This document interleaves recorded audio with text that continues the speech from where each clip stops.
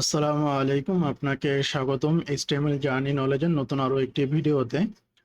আজকে আমরা অ্যাট্রিবিউটস সম্পর্কে বিস্তারিত জানব। তো ক্লাস শুরু হওয়ার আগে অবশ্যই আপনি একটা ডায়েরি বা খাতা কলম নিয়ে বসবেন। তো আমরা ক্লাসটা শুরু করে দিতে পারি। তো আমাদের আগের ক্লাসে আমরা একটা ভিএস কোড ওপেন করেছিলাম, বা একটা সফটওয়্যার ভিএস কোড, সেটা আমরা এখানে ওপেন করছি। তো এখানে আমার একটা ফাইল আছে readme.md। তো এখন আমরা একটু অ্যাট্রিবিউট সম্পর্কে জানবো। তো আমি এখানে একটু লিখে নিচ্ছি অ্যাট্রিবিউটস। এখন এই অ্যাট্রিবিউটস কি করে, আপনাকে আপনার যে একটা এইচটিএমএল এলিমেন্ট আছে বা যে কোনো এইচটিএমএল এলিমেন্ট, সেই এইচটিএমএল এলিমেন্ট সম্পর্কে একটা অ্যাডিশনাল ইনফরমেশন দেয়, প্লাস আপনাকে কিছু মডিফাই করার সুযোগ দেয় আপনার কন্টেন্টকে, যেগুলা নর্মালি আপনার কন্টেন্টকে যদি আপনি একটু কালার দিতে চান, সেক্ষেত্রে আপনি অ্যাট্রিবিউটসের সাহায্যে সেটাকে কালার দিতে পারবেন। এরকম অনেক কিছু আপনি করতে পারেন। তবে আপনি যে অ্যাট্রিবিউটগুলো আপনি লিখছেন, সেগুলো কিন্তু আপনার কন্টেন্টের মধ্যে চলে আসতেছে না, বা কন্টেন্ট এগুলো শো করতেছে না। তো আমরা একটা এক্সাম্পল নিই। নর্মালি আমরা একটা পি ট্যাগ নেই, পি ট্যাগের স্টার ট্যাগ নিলাম, তারপর আমরা এটাকে শেষ করি পি ট্যাগ। তারপরে এইখানে আমরা বলে দিচ্ছি যে this is an important note, এটা আমরা একটা নিচ্ছি। তারপরে এইখানে এসে আমরা একটা অ্যাট্রিবিউটস নিচ্ছি, সেটাকে বলতেছি আমরা ক্লাস অ্যাট্রিবিউট। তারপর এখানে ইকুয়াল দিব, ইকুয়াল দিয়ে এখানে আমরা একটা নেম দিয়ে দিই এই ক্লাসের, সেই ক্লাসের নেম দিয়ে দিচ্ছি আপাতত এডিটর নোট। তো এখন আমরা যেটা করব, যে আগে আমরা একটু দেখি যে এটা তো আমরা একটা অ্যাট্রিবিউটস নিলাম। তো অ্যাট্রিবিউটস নেওয়ার যে একটা স্ট্রাকচার, বা অ্যাট্রিবিউটসেরও তো একটা স্ট্রাকচার আছে। তো সে কয়েকটা স্ট্রাকচার ফলো করে। তো আমরা একটু দেখি কি কি স্ট্রাকচার সে ফলো করে। অ্যাট্রিবিউটস, এখানে মূলত অ্যাট্রিবিউটসের চারটা পার্ট থাকে। কয়টা পার্ট? চারটা পার্ট। তো প্রথম পার্ট যেটা আসে সেটা হলো তার একটা স্পেস দিতে হবে। এই যে আমরা এখানে যেরকম এখানে একটা স্পেস দিছি, ট্যাগের ট্যাগের নেম এবং আমার যেই অ্যাট্রিবিউটের নেমটা আছে, এটার দুইটার মাঝখানে কিন্তু আমার একটা স্পেস আছে। তো তেমনই ভাবে আপনার একটা স্পেস দিতে হবে, বা এটা সম্পূর্ণ আলাদা হতে হতে হবে। এখানে আপনি মিলিয়ে লিখতে পারবেন না এইভাবে। তো আমরা একটা স্পেস দেবো প্রথমে। তারপর আমাদের বলে দিতে হবে অ্যাট্রিবিউট নেম, আমরা কোন অ্যাট্রিবিউটটা দিতে চাচ্ছি। তো এখানে কিন্তু আমি একটা অ্যাট্রিবিউটের নেম দিয়েছি, সেই অ্যাট্রিবিউটের নামটা হলো কি ক্লাস। তারপরে আমাদের একটা ইকুয়াল সাইন দিতে হবে, এই যে আমরা যেরকম ইকুয়াল সাইন দিছি, যাতে আমরা এটার ভ্যালুটা দিতে পারি। তারপর আমাদের দিতে হবে কি অ্যাট্রিবিউট ভ্যালু, অ্যাট্রিবিউট ভ্যালু। এই যে আমরা এখানে অ্যাট্রিবিউট ভ্যালু দিয়ে দিছি যে এটা হলো আমাদের এডিটর নোট। এটা আমরা জাস্ট ক্লাস একটা অ্যাট্রিবিউট, এটা আমরা পরবর্তীতে জানবো এটার কি কাজ বা কি কাজে আসে। তো এখানে আমরা দেখতে পাচ্ছি যে এখানে একটা নাম দেওয়া আছে, এটা হলো আমাদের ভ্যালু। তো এই অ্যাট্রিবিউট যে ভ্যালুটা আছে, এই ভ্যালুটাকে আপনাকে অবশ্যই সিঙ্গেল কোট অথবা ডাবল কোটের মধ্যে দিতে হবে। এই যে আমরা এখানে ডাবল কোট ব্যবহার করছি, আপনি চাইলে এখানে সিঙ্গেল কোটও ব্যবহার করতে পারেন। ঠিক আছে। তো আমরা একটু দেখি আর কি করা যায় এই অ্যাট্রিবিউট নিয়ে। তো আমরা আরেকটা অ্যাট্রিবিউটের উদাহরণ দেখি। এখানে আমরা পি ট্যাগ নিয়েছি, এখানে এসে আমরা একটা ইনপুট ট্যাগ নেই, এইখানে ইনপুট ট্যাগ নিচ্ছি। এই ইনপুট ট্যাগের মধ্যে আমরা কিছু অ্যাট্রিবিউট নিব। তো প্রথম যে অ্যাট্রিবিউটটা আসে আমাদের, আর এই ইনপুট ট্যাগটা এটা হলো আপনার একটা ভয়েড এলিমেন্ট, বা এটার কোনো এন্ডিং ট্যাগ নাই। তো এই ইনপুট ট্যাগের মধ্যে আমরা অ্যাট্রিবিউটস নিচ্ছি, সেটা হলো টাইপ। এটা টাইপ হলো আমাদের যে ইনপুট ফিল্ডটা হবে, বা এই ইনপুট ট্যাগটা হলো আপনার একটা ইনপুট ফিল্ড তৈরি করে, সেই ফিল্ডে আপনি কিছু একটা লিখতে পারেন। তো এই ইনপুট ফিল্ডটা হবে কি একটা টেক্সট টাইপের কিছু একটা হবে। তো আমরা এখানে ক্লোন দিব, ডাবল কোট দিয়ে আমরা এখানে লিখে দিচ্ছি টেক্সট। তারপরে আপনি এটা তো একটা অ্যাট্রিবিউট দিল, আপনি চাইলে একটা ট্যাগের মধ্যে মাল্টিপল অ্যাট্রিবিউট ইউজ করতে পারেন।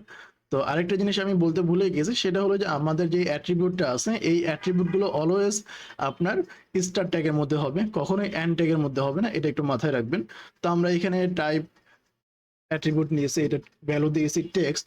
এবার আমরা এখানে আরেকটা অ্যাট্রিবিউট নিচ্ছি, সেটাকে আমরা বলতেছি ডিসেবল। ডিসেবল, এই যে আমরা অ্যাট্রিবিউট দিচ্ছি এটার কিন্তু আমাদের আর কোনো ভ্যালু দিতে হচ্ছে না। আপনি জাস্ট নর্মালি ডিসেবল লিখে দিলে আপনার এই ইনপুট ফিল্ডটা ডিসেবল হয়ে যাবে। বা আমরা যদি একটু বলি যে কিছু কিছু অ্যাট্রিবিউটস এর ভ্যালু আপনার বুলিয়ান টাইপের, বা কিছু কিছু অ্যাট্রিবিউটস আমরা বলে দিই বুলিয়ান অ্যাট্রিবিউটস।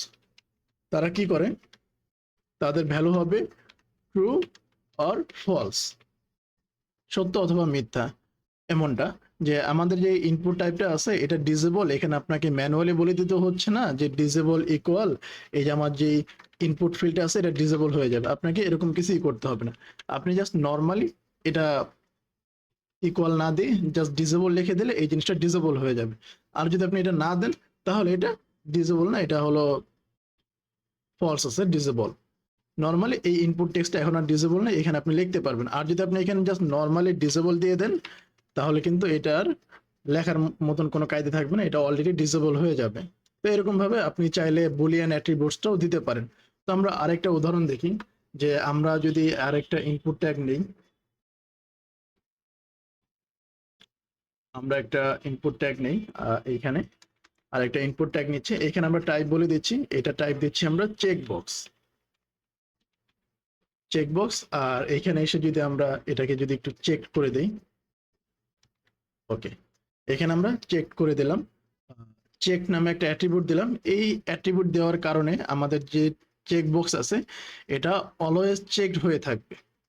এটাকে আপনার মানে এটা ডিফল্ট অবশ্যই এটা চেকড হয়ে থাকবে, আপনি এটা ডাবল ক্লিক করলে এটা আনচেকড হয়ে যাবে। তো আমরা একটু এটাকে একটু রান করে দেখার চেষ্টা করি। তো নর্মালি আমরা যেটা করব, আমরা এইখানে একটা index.html ফাইল নিব। তো নর্মাল আমার নেওয়া আছে index.html ফাইল, এইখানে এসে আমরা একটা এক্সক্লেমেটরি সাইন দিব বিএস করে, তাহলে এটা আমাদের যে বেসিক HTML স্ট্রাকচার আছে এটা আমাদের দিয়ে দেবে।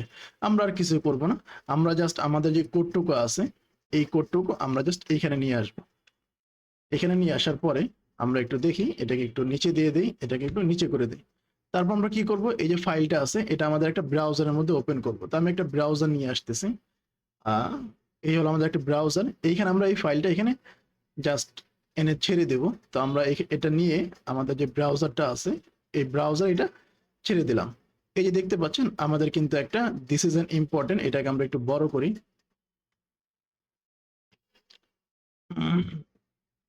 এটাকে যদি আপনি একটু এসে রাখেন, আচ্ছা এটাকে আমরা আর একটু ছোট করি, ওকে, ওকে, বা এটাকে আমি একটু নিচে রাখি তাহলে হবে। এই যে আমাদের যে পি ট্যাগটা আছে এটা কিন্তু আমরা এখানে দেখতে পাচ্ছি যে this is an important note, এটা কিন্তু আমাদের এখানে শো করাচ্ছে। তারপরে এই যে আমাদের এখানে input text type text disable আছে, ডিসেবল দেওয়ার কারণে এটা কিন্তু আমাদের আর এখানে কিছু লিখতে পারতেছে না। আপনি যদি এই ডিসেবলটা যদি সরাই দেন, সরাই দিয়ে যদি আপনি সেই ব্রাউজারে এসে এটাকে যদি একটু রিফ্রেশ করেন, এবার কিন্তু আপনি এখানে লিখতে পারতেছেন, যেহেতু আপনার যে ইনপুট টাইপ টেক্সট আছে এটা কিন্তু এখন আর ডিসেবল নাই। তেমনই ভাবে এই যে আপনার যে চেক যেই অ্যাট্রিবিউটটা আছে, এখানে আমার বানান ভুল হয়েছে, আমরা যেটা করব এই অ্যাট্রিবিউটসটা একটু ঠিক করি, যে এইভাবে যে চেক CHECKED চেক দিলাম। এবার কিন্তু আমার যেই ইটা আছে, এই যে আমাদের চেক বক্সটা আছে এটা কিন্তু অলওয়েজ চেকড হয়ে থাকবে। সেটা দেখার জন্য আমরা একটু রিফ্রেশ করব। এই যে দেখেন এটা কিন্তু অলওয়েজ চেক হয়ে থাকবে যখন আমরা পেজ রিফ্রেশ করব, আবার যদি আমরা এটা ক্লিক করি এটা কিন্তু চলে যাবে। যদি আপনি বাই ডিফল্ট সবসময় চান যে এই জিনিসটা চেক হয়ে থাকবে, আপনি চাইলে এখানে চেক যেই অ্যাট্রিবিউটটা আছে এটা ব্যবহার করতে পারেন। তো এরকম ভাবে ডিসেবল আছে, চেকড আছে, সেগুলো সেগুলো হলো বুলিয়ান অ্যাট্রিবিউটস। তারপর আমরা আরেকটু দেখি যে এইখানে যদি আপনি নর্মালি আমরা যদি আবার যদি আমাদের যে ব্রাউজারটা আছে এটা যদি একটু ওপেন করি, এই যে আমাদের যে ব্রাউজার এটা আমরা ওপেন করলাম, এইখানে আপনি যদি এই যে আমরা ডাবল কোট দিছি বা সিঙ্গেল কোট এটা যদি আপনি ই করে দেন, বাদ দিয়ে দেন, টেক্সট এটা যদি বাদ দিয়ে দেন, তারপরও কিন্তু আপনার যে ওয়েব পেজটা আছে এটা কিন্তু কাজ করবে। আমরা আবার রিফ্রেশ দিই, এই যে দেখেন আমার কিন্তু সেম কাজ করতেছে। আপনি যদি ডাবল কোড বা সিঙ্গেল কোড যদি না দেন তারপরে কিন্তু কোনো সমস্যা নেই, আপনার কোড ঠিকই কাজ করবে। কিন্তু এই যে ডাবল কোড দেওয়া বা সিঙ্গেল কোড দেওয়া এটা অবশ্যই জরুরি, কারণ এটা হলো বেস্ট প্র্যাকটিস। এবং যদি আপনি ডাবল কোড না দেন বা সিঙ্গেল কোড না দেন, এই ক্ষেত্রে আপনার পরবর্তীতে একটা সমস্যা দিতে পারে বা একটা এররের দিকে নিয়ে যেতে পারে, বা আপনার কোডগুলো ঠিকভাবে কাজ করবে না, মাঝে মধ্যে এটা ডিস্টার্ব করে। সেই জন্য আপনি যেটা করবেন অলওয়েজ ডাবল কোড অথবা সিঙ্গেল কোড ইউজ করার চেষ্টা করবেন। তো এখন আপনি যদি চিন্তা করেন যে আপনার তো আরেকটা বিষয় যেটা যে আপনি নরমালি যদি ডাবল কোট ইউজ করেন তাহলে ডাবল কোটই ইউজ করবেন, কোনোটা সিঙ্গেল কোট ইউজ করবেন না। যেমনটা এরকম হবে না যে কখনো আপনি এটাকে কপি করে পেস্ট করেন। এটাকে আমি একটু বলে দিই, ইনকারেক্ট। আমাদের যে নিচের কোডটা হবে এটা হবে ইনকারেক্ট। যেরকম আপনি এখানে শুরুতে দিয়েছেন ডাবল কোট, লাস্টে আপনি দিয়ে দিলেন হলো কি একটা সিঙ্গেল কোট, এরকম করা যাবে না। আপনাকে যেটা করতে হবে, না হয় আপনি ডাবল কোট ইউজ করেন নতুবা সিঙ্গেল কোট। তো এটার যে কারেক্ট যে ভার্সনটা সেটা আমরা একটু লিখি, এটাকে আমরা কপি করে পেস্ট করি এবং এটাকে আমরা আবার ঠিক করে দিই। ঠিক করার পরে এইখানে আমাদের যেটা করতে হবে, নয় আপনি ডাবল কোট ইউজ করেন নতুবা সিঙ্গেল কোট। এখানে আমরা ডাবল কোট ইউজ করব, কিন্তু একটা সিঙ্গেল কোট আর একটা ডাবল কোট এরকম করা যাবে না। তো আমরা এখানে ডাবল কোট ইউজ করলাম, আমরা চাইলে এখানে সিঙ্গেল কোট ইউজ করতে পারি এরকম ভাবে। তো এটা একটু আমরা একটু মাথায় রাখবো। এবং আমরা যদি মাঝে মধ্যে যদি এরকম প্রয়োজন হয় যে আমাদের অ্যাট্রিবিউটস এর মধ্যে একটা কোড ব্যবহার করতে হবে, সেটা করার জন্য আমরা কি করতে পারি সেটা একটু দেখি। আমরা একটা ট্যাগ নিচ্ছি, এখানে এই ট্যাগ নিচ্ছি। তো আমরা এখানে বলে দিচ্ছি যে ক্লিক হিয়ার, তারপরে এখানে আমাদের একটা href দিচ্ছি, যে আমাদের href হলো এটা চলে যাবে www.facebook.com। ঠিক আছে, সমস্যা নেই। এটাকে যদি আমরা একটু রিফ্রেশ করি তাহলে আমরা দেখতে পারবো যে এখানে আমাদের ক্লিক হিয়ারটা চলে আসছে। তো আমরা যেটা করব, এখানে একটা টাইটেল নেই, টাইটেল নামে একটা অ্যাট্রিবিউট আছে। তো আমরা এখানে বলে দিচ্ছি যে এখানে আমরা বলবো ইজ নট দিস ফান, এরকম কিছু একটা টেক্সট আমরা দিচ্ছি, যেখানে আমরা এখানে একটা আমাদের সিঙ্গেল কোট ইউজ করতে হবে আমাদের লেখার মধ্যে। আমাদের যে টাইটেল আছে এটার মধ্যে আমাদের একটা সিঙ্গেল কোট ইউজ করতে হবে। আমরা যদি এখানে একটু রিফ্রেশ দিই তাহলে জিনিসটা দেখতে পারবো। আমরা রিফ্রেশ দিচ্ছি, এখানে মাউস নেই। আচ্ছা, এখানে কিন্তু আমাদের লেখাটা দেখাচ্ছে ইজেন্ট দিস ফান, এই যে একটু নিচে দেখতে পাচ্ছি আমরা। তো এই লেখাটা কিন্তু এখানে শো করাচ্ছে। তো আমরা যদি চাই যে আমাদের অ্যাট্রিবিউটসের যে ভ্যালু আছে এই ভ্যালুর মধ্যে সিঙ্গেল কোড আমাদের প্রয়োজন, সেক্ষেত্রে আমরা যেটা করব, আমাদের যে অ্যাট্রিবিউটসের ভ্যালুটা আছে এটার বাহিরে আমরা ডাবল কোড ইউজ করে সিঙ্গেল কোড ইউজ করব। আর যদি আমরা ভিতরে আপনার ডাবল কোড ইউজ করতে চাই তাহলে আমরা বাইরে সিঙ্গেল কোডটা ইউজ করব। এখানে আমরা বাইরে সিঙ্গেল কোড দিচ্ছি আর ভিতরে আমরা ডাবল কোডটা ইউজ করব। এটাকে আমরা একটু বন্ধ করে এইখানে ডাবল কোড ইউজ করলাম। এইভাবে করলেও কিন্তু আপনার কাজ করবে। এবার যদি আপনি এখানে রিফ্রেশ দেন এবং এখানে মাউস নেন, আপনার কিন্তু ডাবল কোডটা কিন্তু শো করতেছে ইজেন্ট দিস ফান।